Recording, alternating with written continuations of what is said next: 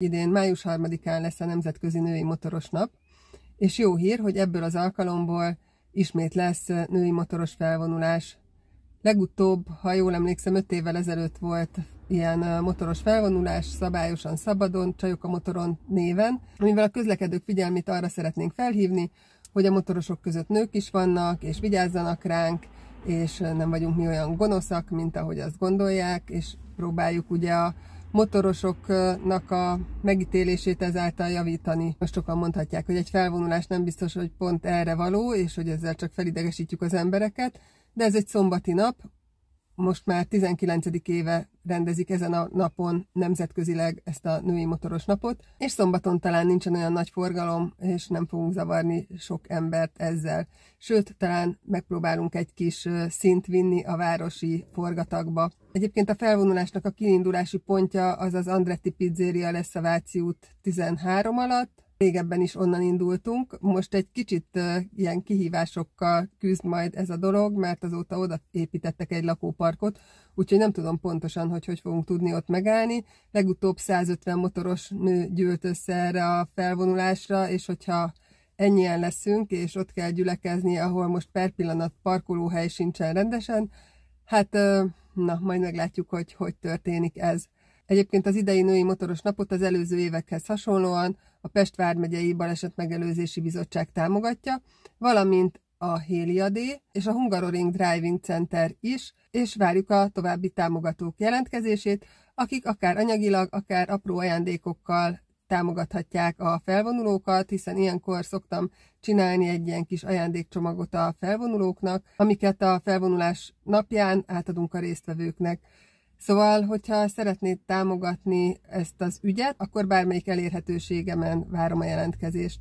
A felvonulás úgy fog kinézni, hogy körülbelül 10 órakor elkezdünk gyülekezni az Andretti előtt, és a felvonulás 12-kor indul majd. A felvonulás útvonalát azt most ne kérjétek, hogy elmondjam fejből, de az útvonalat én találtam ki, és ha jól emlékszem, akkor a Váci úton átmegyünk a körútig, átmotorozunk a Margit hídon, mindenképpen szerettem volna, hogy átmenjünk a Dunán, majd valamilyen úton, módon, most nem emlékszem a pontos útvonalra, talán nem a főutcán, hanem az Alkotás úton eljutunk valahogy az Alagútig, átmegyünk az Alagúton is, a Lánchídon, majd vissza a Kiskörúton, és az Oktogonnál elkanyarodunk balra, és a Hősök terén fogunk megállni egy fotózkodásra, és innen a Dózsa György úton, majd a Váci úton vissza az Andrettihez.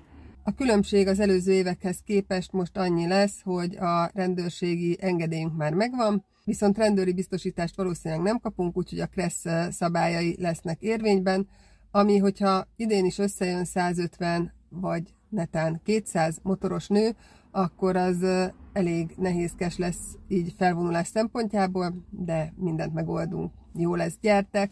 Várunk mindenkit, a részleteket megtaláljátok a csajokamotoron.hu per női motoros nap oldalon, oda teszek fel minden hírt, ami a női motoros nappal kapcsolatos. Egyébként Vicky Gray-től, a kanadai alapítótól megkaptam tegnap a lefordított logót is. Ez annyira különlegesség, hogy egyébként semmelyik másik ország nem kapja meg lefordítva a logót, mindenkinek az angol eredeti verzió van meg. Bár kikötötte, hogy a logót, hogyha felhasználjuk bármilyen anyagon, akkor nem lehet módosítani, ez nyilván így van minden logónál, ez a logó is védett, illetve nem lehet a logó területén belül másik logót elhelyezni, tehát a támogatókat vagy ilyesmit, vagy feliratot vagy ilyesmit. Ezt azért tartom fontosnak elmondani, hogyha netán valakinek eszébe jutna, hogy erre a napra egy másik városban másik rendezvényt rendezzen, ezzel semmi probléma nincsen, hiszen a Nemzetközi Női Motoros Nap az egy egyidejű nemzetközi megmozdulás, tehát ez minden motoros nőt érint.